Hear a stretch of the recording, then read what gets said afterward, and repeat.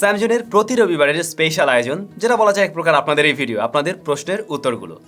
প্রতি শনিবারে আপনাদের যে কমেন্টগুলো থাকে সেগুলো নিয়েই আমরা পরের দিন একটা ভিডিও তৈরি করি। গতকালকের ভিডিওতে অনেকগুলো গুরুত্বপূর্ণ প্রশ্ন ছিল, সেখান থেকে বিশেষ কিছু কমেন্ট নিয়েই আজকের ভিডিওটি সাজানো হয়েছে। তাহলে চলে যাওয়া যাক কমেন্ট সেকশনে। প্রথম কমেন্টস রফিকুল ইসলাম। স্যাম ভাই, ফোনের পুরো মাদারবোর্ড চেঞ্জ করা যাবে? আর মাদারবোর্ড চেঞ্জ করলে আগের মতো কি কাজ করবে? দয়া করে জানাবেন। হ্যাঁ, মাদারবোর্ড যদি আপনি চেঞ্জ করেন অবশ্যই ফোনটাতে কাজ করবে, আগের মতোই কাজ করবে, সমস্যা নাই। আপনি অবশ্যই এই কাজটা করতে পারেন। শাকিল ভাই, স্যাম ভাই, ভার্চুয়াল র্যাম আসলে কতটা কার্যকর? Love from Bhola. Virtual RAM এটা খুব যে আহামরি কার্যকর সত্যি বলতে এমনটা না। এই জিনিসটা থাকলে আপনি হয়তো একটু বাড়তি সুবিধা পাবেন, মাল্টিটাস্কিংয়ে একসাথে অনেকগুলো ভারী অ্যাপ্লিকেশন নিয়ে কাজ করছেন, তখন হয়তো এটা একটু সাপোর্ট দেবে। বাট সত্যি বলতে আমরা রেগুলার যে র্যামটা পেয়ে আসি, জেনুইন যে র্যাম, ওইটার মতো সাপোর্ট এটা অবশ্যই দেয় না। সাদমান সাকিব ভাই, আমার দুটি প্রশ্ন, আনঅফিসিয়াল আর অফিসিয়াল এর মধ্যে পার্থক্য কি? আমি একজন হেভি গেমার, 6 থেকে 8 ঘন্টা গেমিং করার জন্য অ্যাটলিস্ট কোন প্রসেসরযুক্ত ফোন কেনা উচিত? অফিসিয়াল আনঅফিসিয়াল এটা মনে হয় আমি অন্তত একদম কম হলো 30 বার বলছি এই পর্যন্ত। অফিসিয়াল হলো যে ফোনগুলো বাংলাদেশ গভর্নমেন্টকে ট্যাক্স দেয়, আর যে ফোনগুলো বাংলাদেশ গভর্নমেন্টকে ট্যাক্স না দিয়ে বাইরে থেকে চলে আসে, লুকিয়ে লুকিয়ে আসে, গভর্নমেন্ট কোনো ট্যাক্স পায় না, ওগুলো আনঅফিসিয়াল ফোন। তবে এখানে বিষয় আছে, আপনি ব্যবহার করার জন্য বাইরে থেকে আসার সময় 2টা ফোন নিয়ে আসতে পারেন, সেক্ষেত্রে আপনাকে আলাদা করে ট্যাক্স দিতে হচ্ছে না। কিন্তু আপনি বিজনেস পারপাস বেশ কিছু স্মার্টফোন নিয়ে আসলেন বাট গভর্নমেন্টকে ট্যাক্স প্রদান করলেন না, দেন ওটা অবশ্যই আনঅফিসিয়াল ফোন। রাফি, স্যাম ভাই, ওএস এবং ইউআই এর মধ্যে পার্থক্য কি? যেমন অক্সিজেন ওএস এবং ওয়ান ইউআই। আশা করি উত্তর পাবো। আচ্ছা, OS operating system, UI user interface. এবারে অপারেটিং সিস্টেম যদি আমরা স্মার্টফোনের জন্য ধরি বা মোবাইল ফোনের জন্য ধরি, তাহলে দেখুন আইফোনের জন্য কি রয়েছে? আইওএস একটা অপারেটিং সিস্টেমে সে চলে। তারপরে এই যে এই ফোনগুলো অ্যান্ড্রয়েড অপারেটিং সিস্টেমে চলছে। এর আগে আমরা কি ব্যবহার করতাম? Java operating system, Symbian operating system, কেউ বা এখন কাইওএস ব্যবহার করছেন। এগুলো হলো এক ধরনের অপারেটিং সিস্টেম। এবারে ধরুন এই যে OnePlus-এর কথাই বলি, এইখানে কি আছে? Oxygen OS. বাট এটা মেনলি কিন্তু রান করছে আসলে অ্যান্ড্রয়েড 11 দিয়ে বা 12 দিয়ে। এবারে কোম্পানিগুলো যে কাজটা করে, এই অ্যান্ড্রয়েড 11-এর উপরে তারা আরেকটু কাস্টমাইজ করার সুযোগ করে দেয়, যাতে ইউজার সে একটু অন্যরকম ফিল পায়। যদি সবগুলোতে একই রকম অ্যান্ড্রয়েড থাকতো তাহলে কিন্তু প্রত্যেকটা ফোন আমাদের কাছে একই রকম লাগতো, লাইক স্টক অ্যান্ড্রয়েড।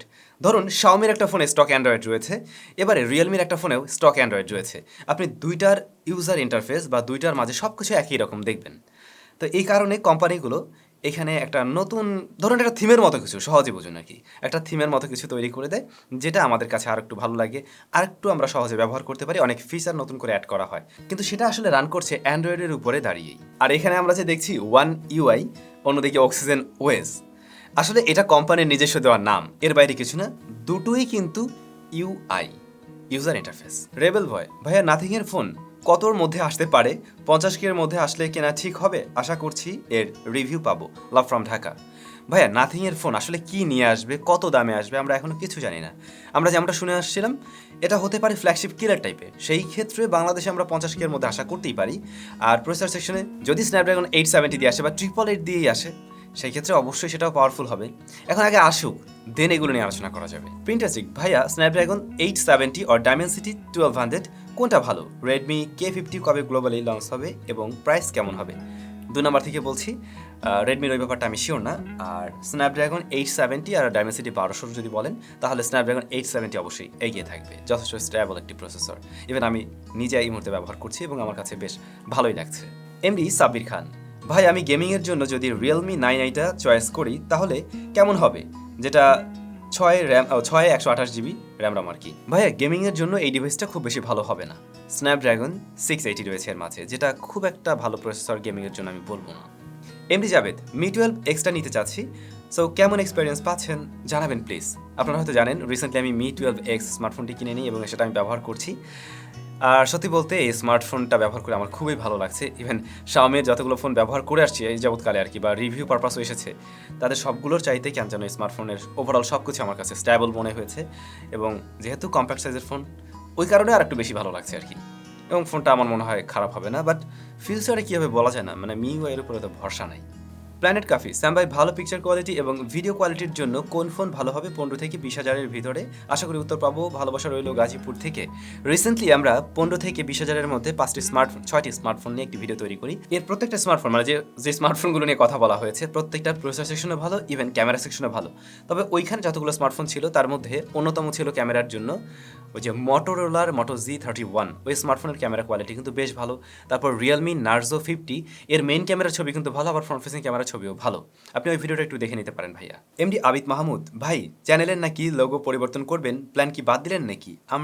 আমার ফোনে মেমোরি কার্ড নেই। আচ্ছা, গতকাল একটা প্রশ্ন ছিল। ওয়েল, আমাদের চ্যানেলের লোগো চেঞ্জ করার কথা, আসলে আমি এখন পর্যন্ত ওরকম একদম হাইলি প্রফেশনাল কোনো কী বলে গ্রাফিক্স ডিজাইনারের সাথে কথা বলতে পারিনি বা পাইনি।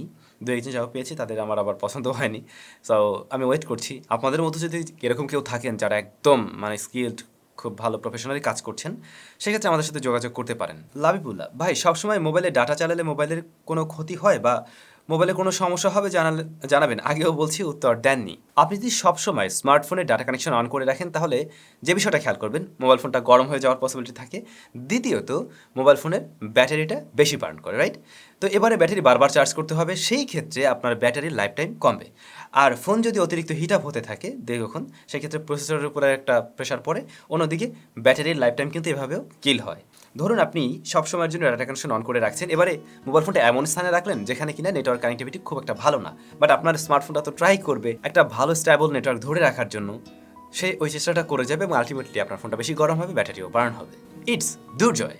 ভাই কত প্রশ্ন করি, একটার উত্তর দেন না। আমি টেকনো স্পার্ক 7 ইউজ করি, ফোনের বক্সের সাথে দিয়েছে 10 ওয়াটের চার্জার। আমি যদি মার্কেট থেকে কোনো 18 ওয়াটের চার্জার দিয়ে চার্জ করি, তাহলে ফোনের যতটুকু চার্জ দরকার ততটুকু নেবে, নাকি ওভার ভোল্টেজ হয়ে ফোনের ক্ষতি করবে? জানাবেন প্লিজ। আচ্ছা, আপনি স্পার্ক 7 ইউজ করছেন, এই ফোনটাতে কি 18 ওয়াটস সাপোর্ট করে? আমার ঠিক খেয়াল নাই। যদি সাপোর্ট করে তাহলে ওই চার্জার দিয়ে আপনি নির্দ্বিধায় চার্জ করতে পারেন, তাতে কোনো সমস্যা হবে না। বাট যদি কিনা এটা কম হয়ে থাকে, 10 ওয়াটের হয়, তাও চার্জ করা যায়, কিন্তু সেই কাজটা করার কোনো মানেই হয় না। কেন করবেন? আপনার ফোনটা তো দ্রুত সময়েও চার্জ হবে না, আর এতে করে উল্টা বরঞ্চ সমস্যা হতে পারে। যদি সাপোর্ট করে তাহলেই আপনি এই কাজটা করতে পারেন। এমডি তামিম, ভাই রিয়েলমি জিটি মাস্টার এডিশন এখন কেনা কি ঠিক হবে?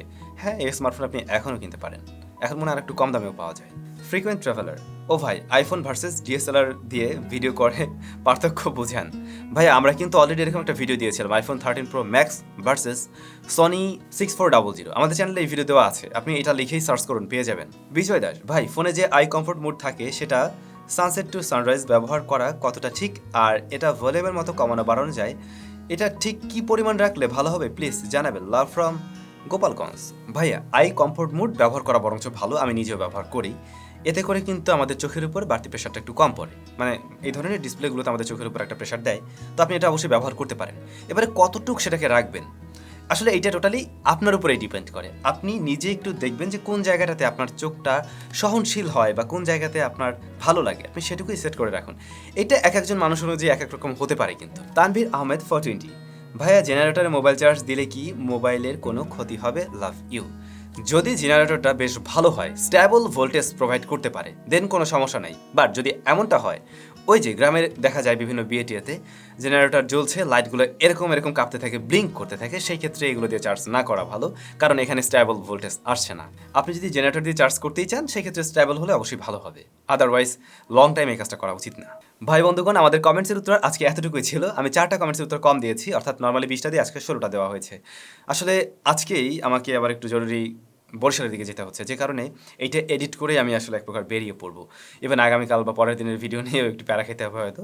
যাই হোক, খুব দ্রুত সময় আবার ফিরে আসছি আপনাদের মাঝে। সবাই অনেক বেশি ভালো থাকবেন, সুস্থ থাকবেন। আগামী রবিবারে আবারও নতুন আজকামের পর্বে অবশ্যই দেখা হয়ে যাবে।